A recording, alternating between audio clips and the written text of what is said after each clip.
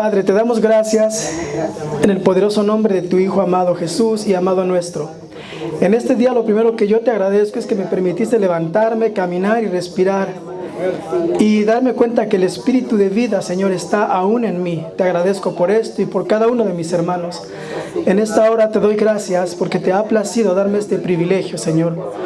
No haya palabra torpe en mis labios, sino de sabiduría para edificar a mis hermanos, a cada uno, Señor. Dame sabiduría y da entendimiento a ellos.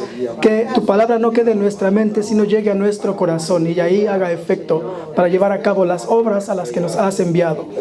En el nombre poderoso de Cristo Jesús, te doy gracias por la vida de cada uno de ellos, de mis hermanos y mía. Gracias, Señor, en el nombre de Cristo Jesús. Amén. Podemos tomar asiento, hermanos. Pues me toca el capítulo 18. Es del segundo viaje, ya finalizando el segundo viaje y comenzando el tercer viaje de Pablo. ¿Verdad? Veíamos en la predicación anterior, voy a hacer un resumen muy breve, que es acerca de la predicación. La predicación del Evangelio en la ciudad de Atenas había propiciado el interés para hablar a los filósofos reunidos en el Areópago. La mayoría de aquellos filósofos rechazaron el mensaje de Pablo, aunque algunos sí creyeron. Pablo abandonó Atenas y se dirigió hacia Corinto, dos ciudades muy diferentes. Atenas era el centro de la cultura.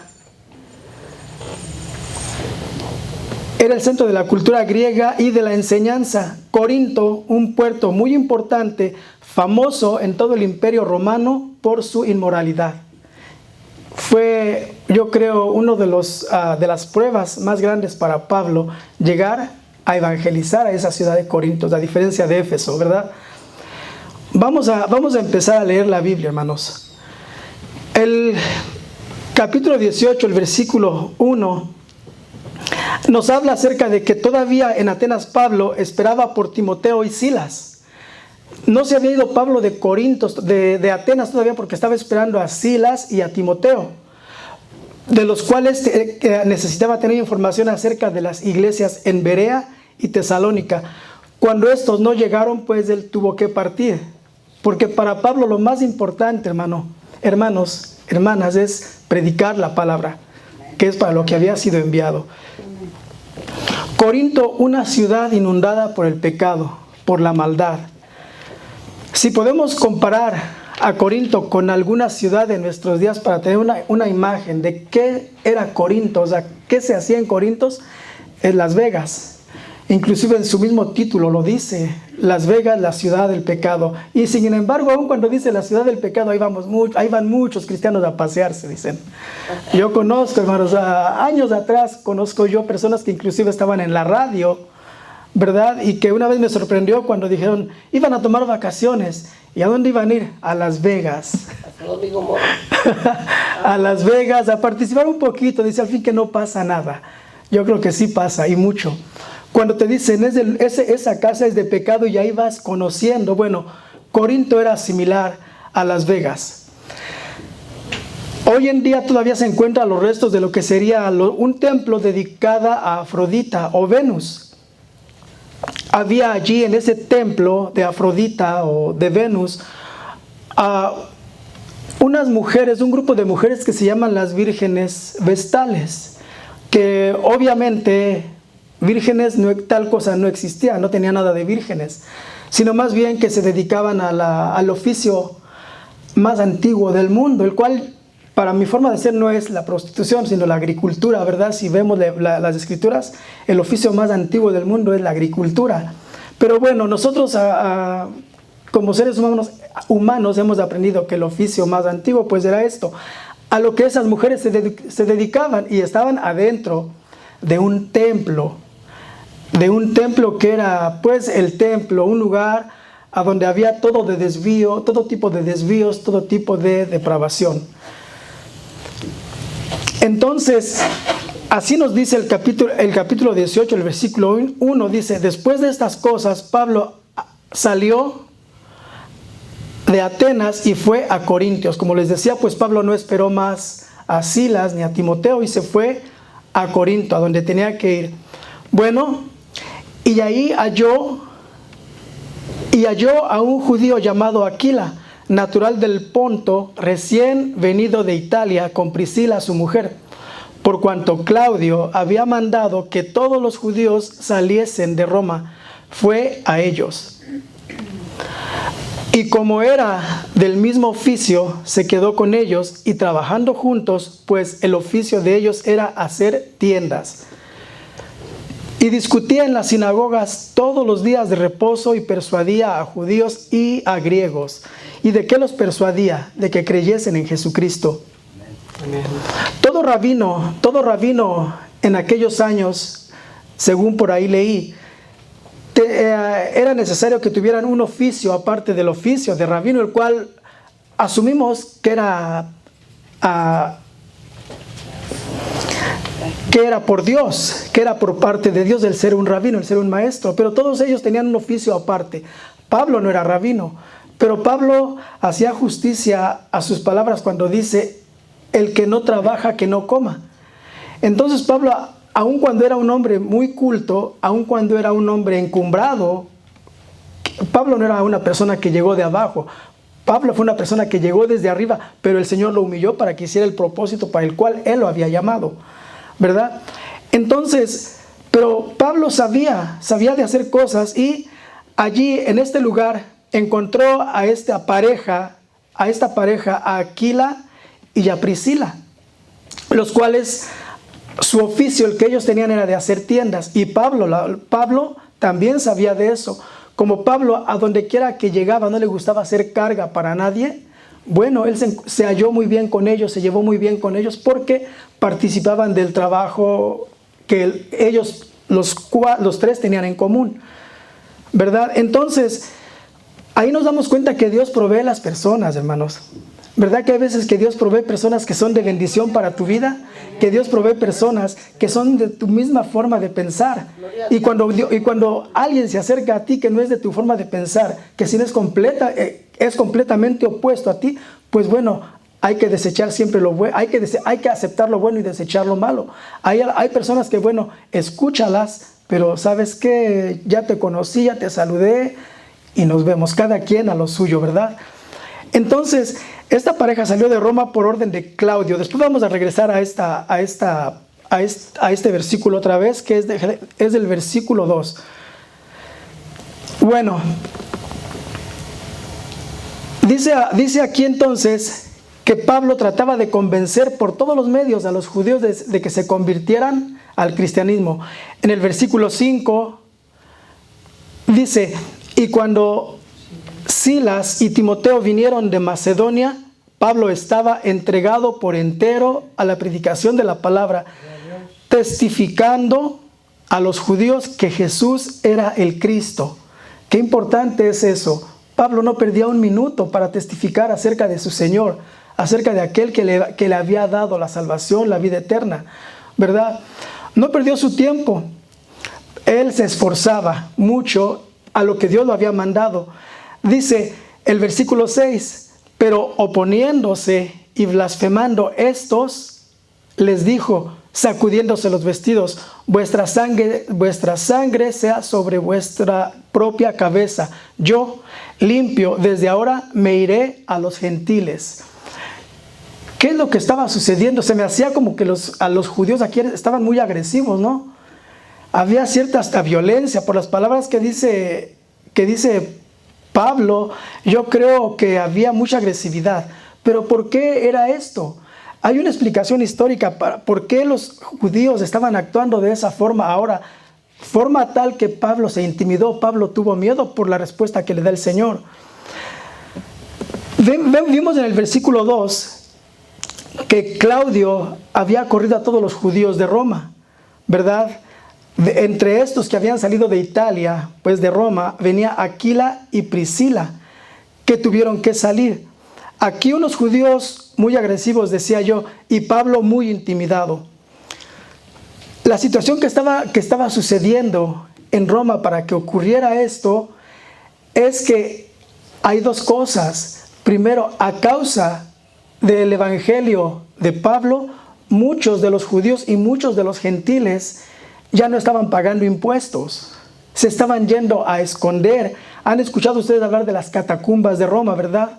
Inclusive yo leí un libro y creo que se lo presté a los pastores, que saca lágrimas de ese libro. El mártir de las catacumbas se llama.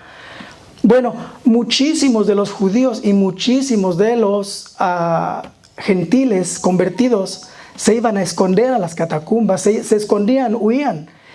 Y en Hechos, el capítulo 2, me parece, nos damos cuenta de que todos los que tenían, vendían todas tierras, entregaban dinero y todo lo vendían y lo repartían para los que menos tenían dentro de los creyentes.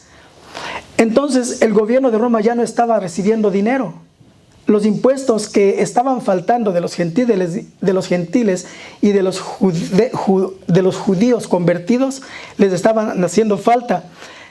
Entonces esto provocó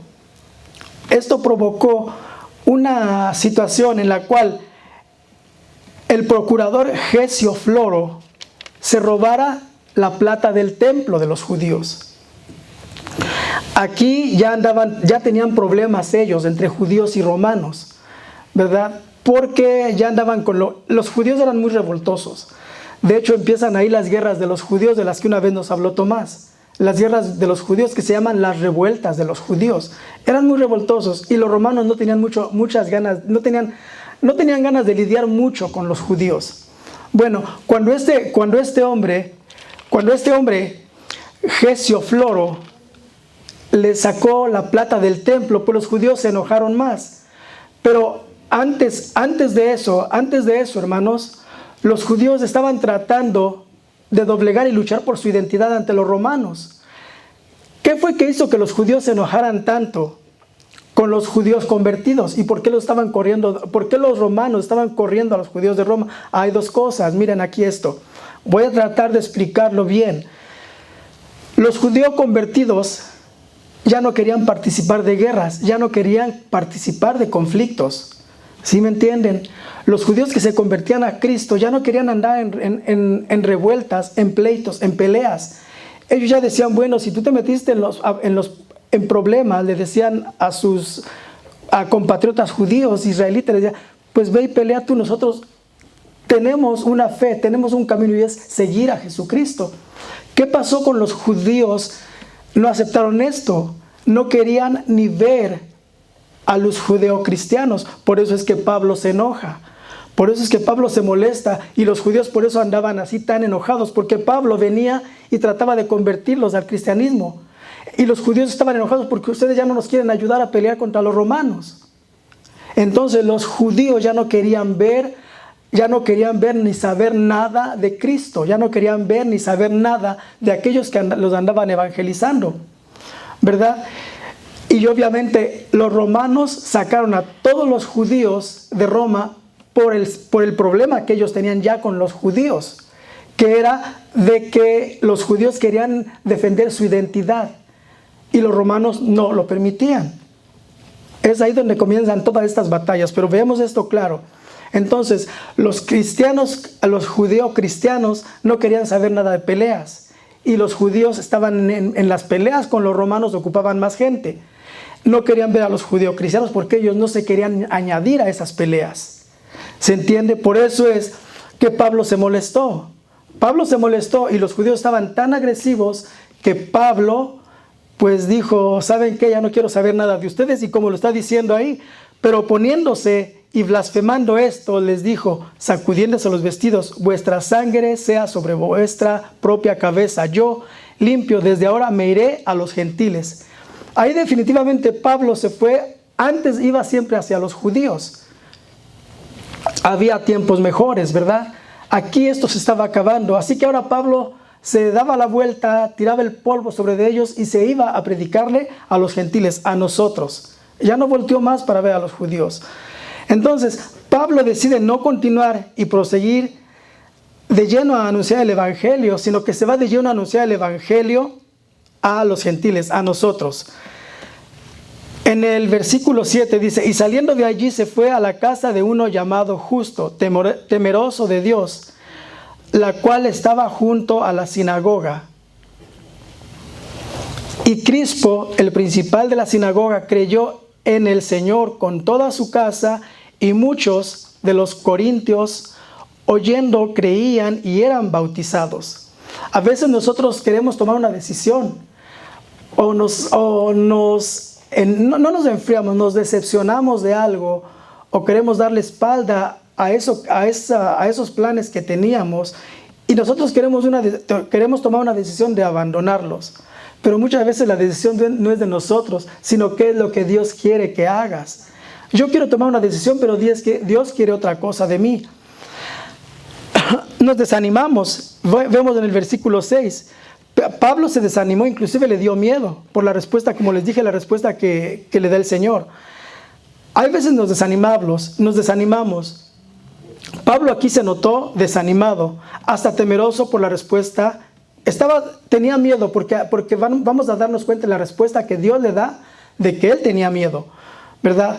Entonces, a veces la decisión no es de nosotros, de continuar o no continuar en llevar a cabo algo para lo cual Dios nos ha llamado, ¿verdad? En el versículo 8, entonces dice, y Crispo y el principal de la sinagoga creyó en el Señor con toda su casa, y muchos de los corintios oyendo creían y eran bautizados. Todo lo que Pablo estaba haciendo ahí en Corintios estaba dando fruto. ¿Qué es lo que sucedió ahí entonces?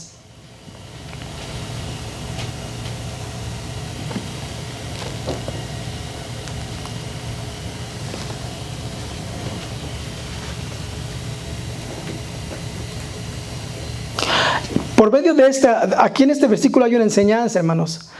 En el versículo 9 dice, en el 8 ya vimos que lo que Pablo estaba haciendo estaba teniendo éxito, estaba llevando a cabo el plan para que Dios lo mandó y lo estaba haciendo muy bien.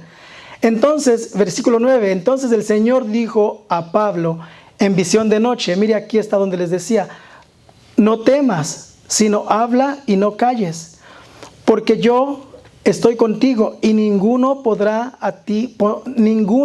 pondrá sobre ti la mano para hacerte mal, porque yo tengo mucho pueblo en esta ciudad.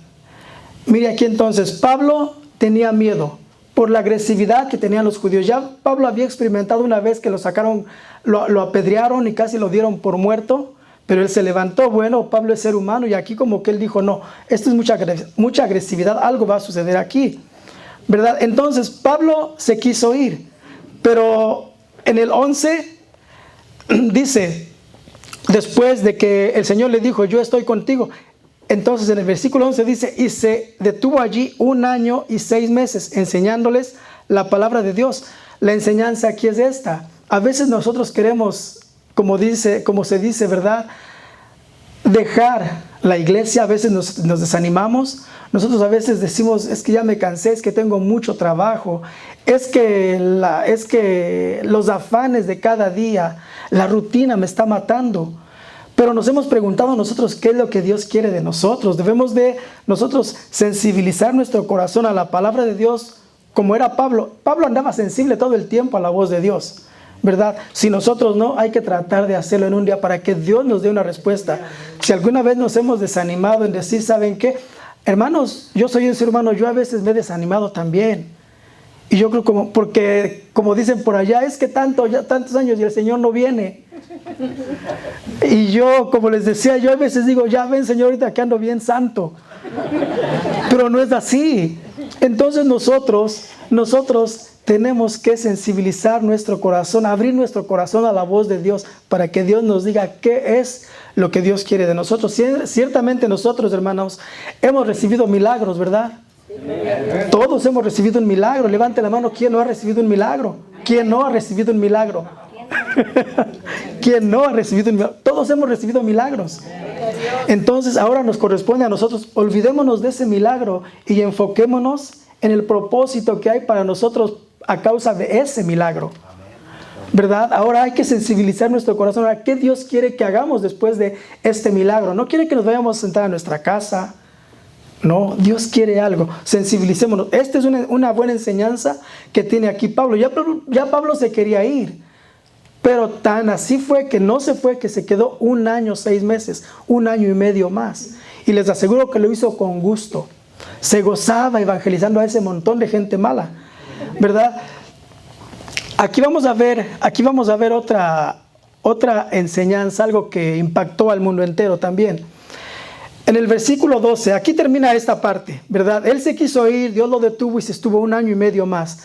Dice entonces, pero siendo Galión procónsul de Acaya, los judíos se levantaron de común acuerdo contra Pablo y lo llevaron al tribunal. Miren, pongan atención en esta. Diciendo, este persuade a los hombres a honrar a Dios contra la ley. Y al comenzar Pablo a hablar, Galión dijo a los judíos, si fuera algún agravio o algún crimen enorme, oh judíos, conforme a derecho, yo os toleraría. O sea, yo les ayudaría, yo lo juzgaría a Pablo, ¿verdad? Pero si son cuestiones de palabras y de nombres y de vuestra ley, vedlo vosotros, porque yo no quiero ser juez de estas cosas. ¿Y qué pasó?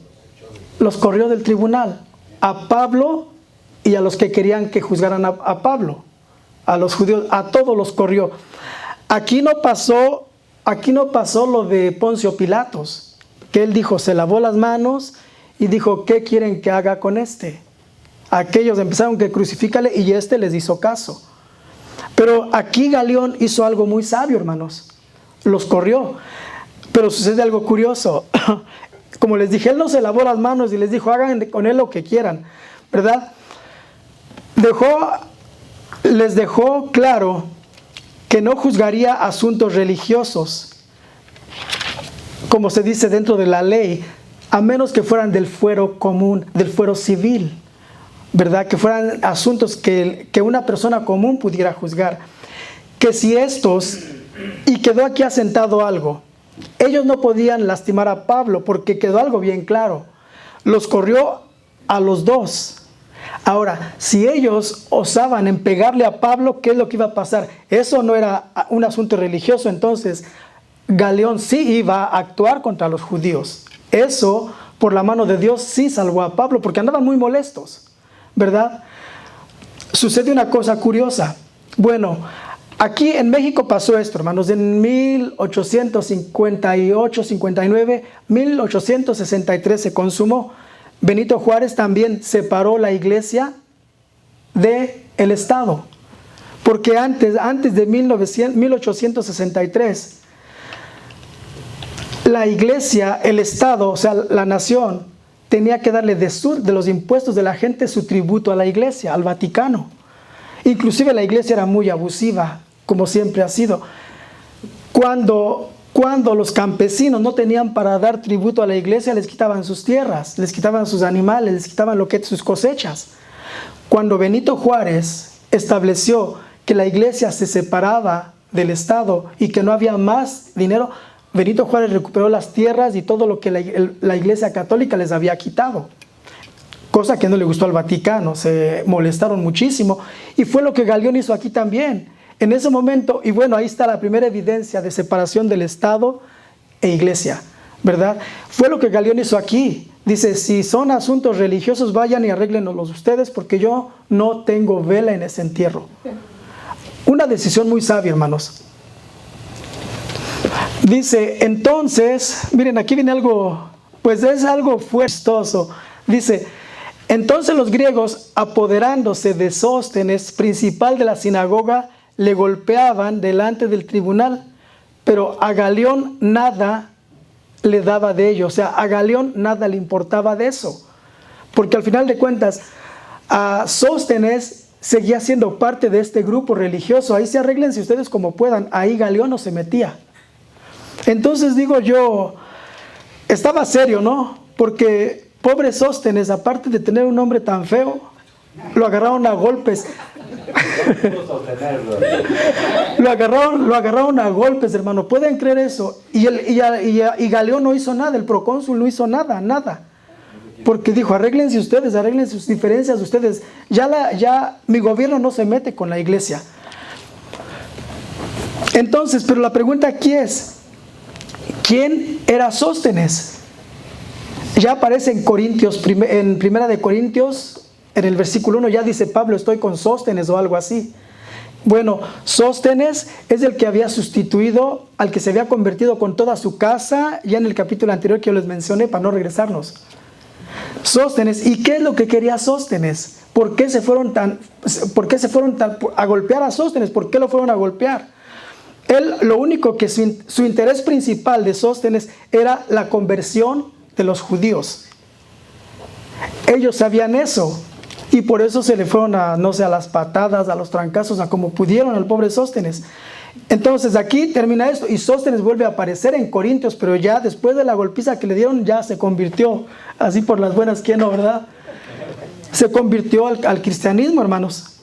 O sea que Pablo andaba haciendo un gran trabajo ahí. O sea, Dios no iba a permitir que él se fuera porque él era su soldado, el que Dios había mandado ahí y que estaba haciendo muy buen trabajo, ¿verdad?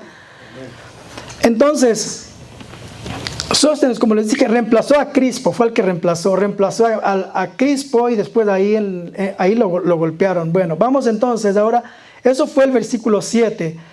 Versículo 18. Mas Pablo, habiéndose detenido aún muchos días allí, después se despidió de los hermanos y navegó a Siria, y con él Priscila y Aquila, habiéndose rapado la cabeza en Cencrea, porque tenía hecho un voto. Y ahí nos decimos, pues si mismo Pablo dice que ya no es por la ley, entonces ¿por qué fue lo que hizo un voto ahí? Y las respuestas son variadas. Yo anduve buscando tratar de encontrar algo y yo saqué mi propia conclusión, así como ustedes saquen su propia conclusión. ¿Por qué Pablo hizo un voto? Bueno, primeramente, Pablo era judío. Segundo lugar, Pablo iba a dar un testimonio que él iba a dar un voto, pero era para el Señor, y él sí cumplía, no solamente el hecho de raparse la cabeza, hacer un voto, y él cumplía todo lo que la ley de Moisés mandaba. Él sí cumplía. Aquellos hacían voto tras voto tras voto, y miren lo que andaban haciendo, golpeando a sus propios hermanos, persiguiendo a los que no pensaban igual que él, golpeando, asesinando. Y si queremos un poquito más de ir allá, Pablo dice, podemos ir a Romanos 14:1. Ahí vamos a encontrar algo. Vamos a ir a Romanos 14:1.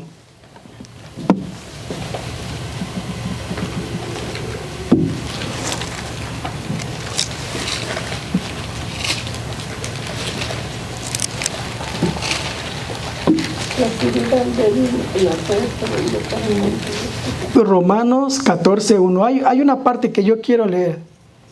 De hecho, lo dice, habla bastante acerca de eso. O sea, cada uno, es la libertad preciosa que nosotros tenemos en el cristianismo. O sea, no se trata de que la libertad sea de que podemos adorar no sé, a San Pancho, a San William. No, esa no es la libertad que Dios nos da. Porque aquí Pablo lo que dice en Romanos 14 es de que sí podemos hacer muchas de las cosas siempre y cuando las hagamos para Dios. Voy a leer, primero dice, recibid al débil en la fe, pero no para contender sobre opiniones, porque uno cree que se ha de comer de todo, otro que es débil come legumbres. El que come no menosprecia al que no come, y el que no come no juzgue al que come, porque Dios le ha recibido. O sea, aquí Pablo está hablando de un corazón puro, un corazón que realmente está dedicado a Dios, y que ciertamente tú vas a hacer algo que un hermano tuyo no hace, pero que tú antes de eso tienes una comunión con Dios y que lo que sale de tu corazón le agrada a Dios. No estoy hablando de que podemos inventar una nueva doctrina. Sabemos desde ya que eso no le va a agradar a Dios. Permítanme encontrar, aquí hay una. Esta es la que yo les quería decir. Igual, es Romanos 14:6. Hay quien celebra la Navidad. Hay quien no celebra la Navidad. Los que la celebran critican a los que no la celebran. Los que no la celebran critican a los que la celebran. Bueno, celébrenla. Celebren la Navidad o no la celebren, pero no critiquen, ¿verdad? Hay quienes celebran su cumpleaños, hay quienes no lo celebran porque también es de origen pagano. La Navidad, el cumpleaños, los 15 años, todo es de origen pagano. Pero ¿qué dice aquí? El que hace caso del día lo hace para el Señor, y el que no hace caso del día para el Señor no lo hace. El que come para el Señor come, porque da gracias a Dios. Y el que no come, para el Señor no come y da gracias a Dios. El caso es, hermanos, de que nosotros tenemos la libertad de hacer lo que tengamos que hacer, siempre y cuando provenga de un corazón puro, de un corazón consagrado a Dios. ¿Qué es lo que estaba haciendo Pablo? Aquí estaba dando testimonio de obediencia. Porque ninguno de los judíos que estaban ahí presentes podía decir o dar testimonio de la obediencia que Pablo tenía hacia Dios.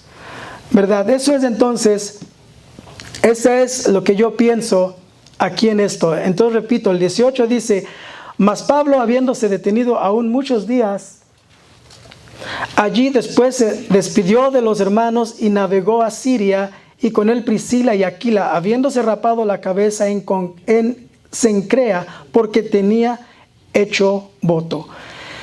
Y llegó a Éfeso y los dejó allí. Y entrando en la sinagoga discutía con los judíos, los cuales le rogaban que se quedase con ellos por más tiempo, mas no accedió. Miren aquí qué diferencia de una iglesia a otra. Miren la diferencia de Corinto. Se fue y bueno, pues se fue. Nadie le dijo nada, nadie le ofreció quedarte, nadie le dijo un poco más de tiempo. Mira, queremos aprender más. No, Pablo se fue, se despidió y nadie lo detuvo. Pero sin embargo en Éfeso, quédate más tiempo. Quédate, te necesitamos. Pero él no accedió. Una de las razones, yo pienso, ¿por qué no accedió? Porque vio Pablo que ahí ya realmente, él ya no hacía falta ahí, hermanos. Él había dejado la palabra y aquella gente de Éfeso había escuchado. Entonces Pablo se tiene que retirar hacia aquellos que viven todavía en la necedad. Aquellos que viven todavía sin obedecer. Que no han entendido todavía lo que significa el Evangelio de Cristo. Así que Pablo se tuvo que ir y no se quedó. Pero vemos qué diferencia de iglesias, ¿no? Me acuerdo como aquellos, el divino compañero en el camino que le dicen: Señor, quédate porque ya se hace tarde, quédate. Te ofrezco mi casa para que mores. Wow, eso es bello, eso es una predicación. Por ahí la tengo guardada, un día tendremos oportunidad. Entonces, en el versículo 21, sino que se despidió de ellos diciendo: es necesario que en todo caso yo guarde en Jerusalén la fiesta que viene, pero otra vez volveré a vosotros. Ofreció regresar a Éfeso, si Dios quiere, y zarpó de Éfeso. Aquí vamos a ver, Pablo regresa a Antioquía. Habiendo arribado a Cesarea, subió para saludar a la iglesia y luego descendió a Antioquía.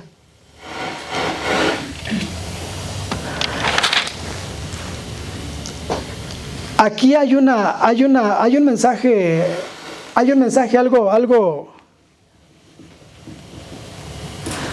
algo sentimental, porque ¿tú te acuerdas dónde naciste? ¿Te acuerdas de la iglesia donde naciste? Bueno, tú sí te acuerdas de aquí, en esta iglesia naciste.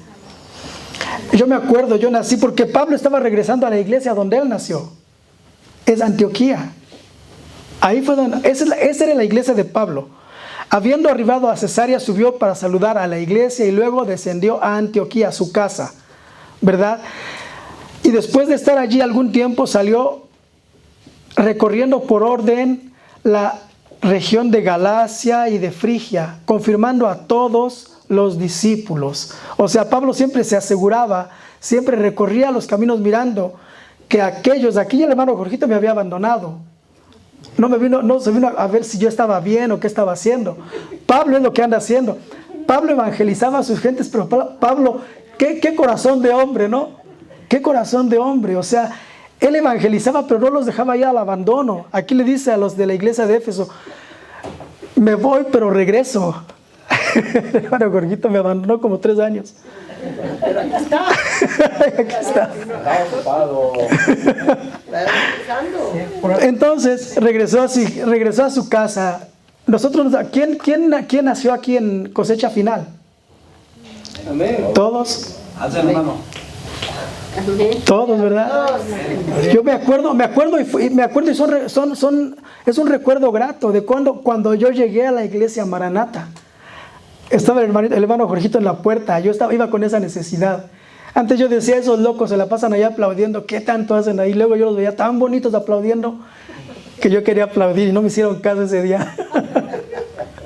Es curioso, ese día yo quería que oraran por mí, yo quería aceptar a Jesucristo de veras, ahora sí, y nadie se me acercó. Pero hermanos, Dios sabe cuándo. Dios tiene sus planes, así es. Entonces, dice, y luego descendió a Antioquía. Y después de estar allí algún tiempo, salió recorriendo por orden la región de Galacia, Frigia, confirmando a todos los discípulos.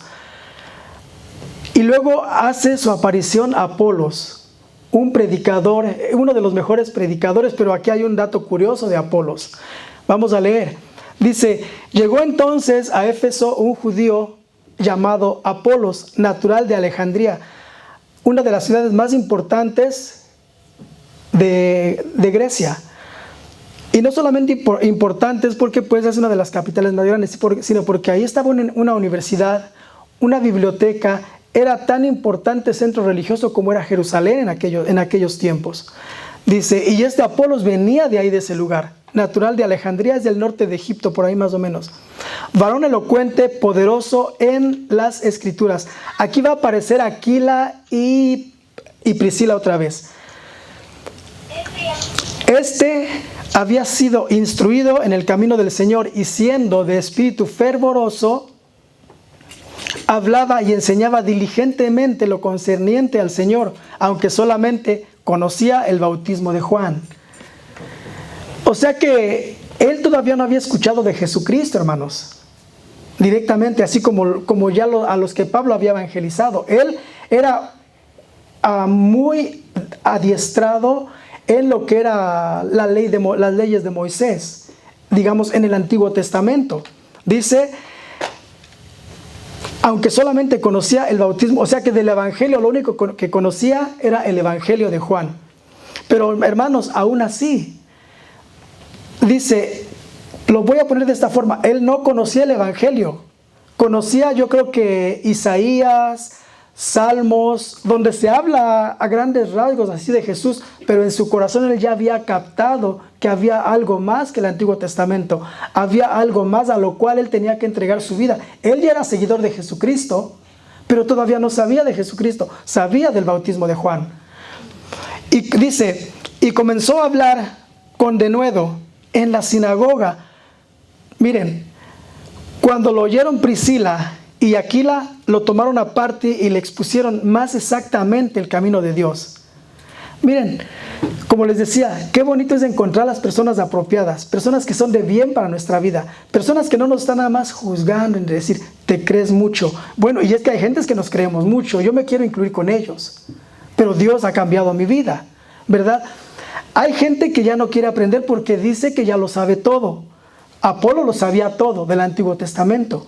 Pero Apolo siempre fue un ser humano con un corazón dispuesto que quería seguir aprendiendo. Nosotros queremos seguir aprendiendo. Si nosotros ya no queremos seguir aprendiendo, si a nosotros ya no nos sorprende la Biblia, si no nos sorprenden los hechos de Jesucristo, los hechos del Espíritu Santo, si no nos sorprenden los milagros de Jesús, hermanos, entonces yo creo que ya no vamos a aprender, ya nos quedamos con lo que tenemos. En mi caso hay muchas cosas que me siguen sorprendiendo. Me sorprende a mí hasta cómo vuela un pajarito, que es creación de Dios, me sigue sorprendiendo. Para nosotros poder aprender nos tiene que seguir sorprendiendo la creación divina, nos tiene que seguir sorprendiendo los milagros de Jesús. Entonces dice que Aquila, miren qué preciosa esta mujer y esta pareja pues, y la disposición que tuvieron. Lo escucharon a él hablar muy bonito, pero dijeron, bueno, ¿y qué está diciendo? Él estaba exponiendo algo muy sabiamente, pero ellos ya estaban bien metidos en lo que es el Evangelio. ¿Y qué es lo que dijeron? Mira, no, dice, discretamente, dice, lo pusieron, se lo llevaron, lo tomaron aparte, o sea, discretamente. No le dijeron, ¿sabes qué? Cállate, no sabes nada. Porque muchas veces podríamos nosotros hacer eso, ¿verdad? Para sentir que yo sé más que él. ¿Sabes qué? Cállate, eso no está correcto, estás mal. No, dice, lo tomaron aparte y le expusieron más exactamente el camino de Dios. Eso para mí es una enseñanza bien grande, porque a mí me da a saber, me hace entender que nosotros, los que ya conocemos de la Biblia, es nuestra obligación, hermanos, aprender más, discernir más, entregarnos más a Dios a través del Espíritu Santo, para que en el momento que alguien tiene necesidad o vemos que alguien no puede captar con paciencia a nosotros, tenemos que enseñarle, necesitamos enseñarle, porque necesitamos que el Evangelio siga avanzando. ¿Y cómo va a avanzar? Con lo que nosotros hagamos por aquellos que lo desconocen o aquellos que no están bien envueltos en lo que es la salvación. Hay gente que sabe del Evangelio, hermanos, pero andan tan perdidos que no saben que lo más importante en el Evangelio es que sean salvos.